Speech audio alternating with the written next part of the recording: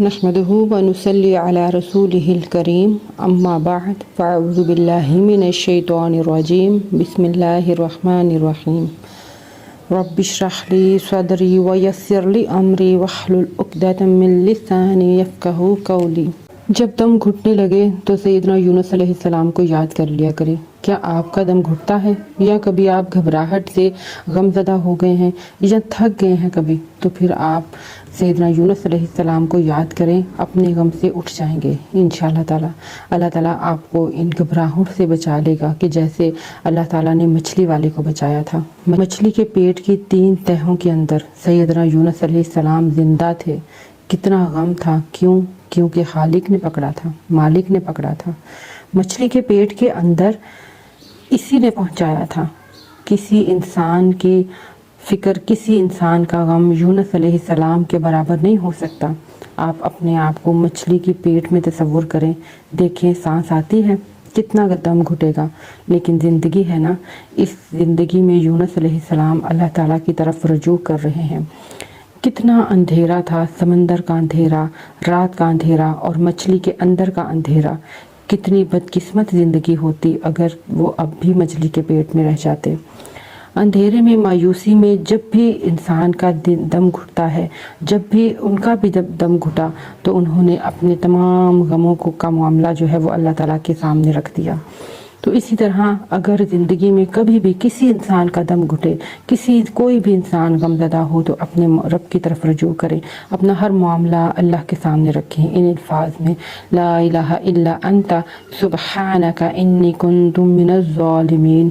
آپ تصور کریں یونس علیہ السلام کا غم، ان کی کیسی کیفیت ہوگی، کیسی تکلیف ہوگی ان کی، کس طرح سے ان کے اندر سے نکلنے والے الفاظ ان کے اندر سے نکلے، پھر مچھلی کے اندر سے نکلے، پھر سمندر کی تاریکیوں سے نکلے، رات کی تاریکیوں سے نکلے، سفر کرتے گئے آسمان تک پہنچے۔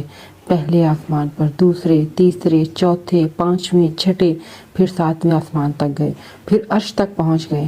فرشتوں نے جب یہ آواز سنی تو کہنے لگے، اے رب، یہ کسی انجان سی جگہ سے آنے والی آواز، نامعلوم سی آواز معلوم ہوتی ہے، اجنبی سی لگتی ہے۔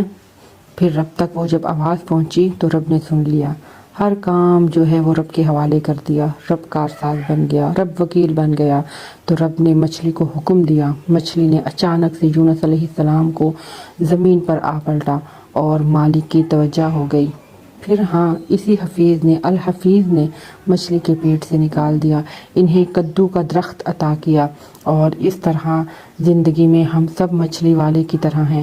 ہماری زندگی غموں اور دکھوں سے بھری پڑی ہے، ہماری زندگیوں میں دم گھٹنے والی باتیں ہوتی ہیں، جس کی وجہ سے ہم بعض وقت ایسا ہوتا ہے کہ ہمارا دم اتنا دم گھٹتا ہے کہ ہمیں کچھ بھی سمجھ نہیں آتی۔ اس وقت اس کیفیت میں رب کو یاد کریں، رب کی طرف رجوع کریں، کیونکہ وہی ہے الحفیظ جو بچانے والا ہے، وہی تو دکھوں کا مداوع کرنے والا ہے، وہی غموں کا مداوع کرنے والا ہے۔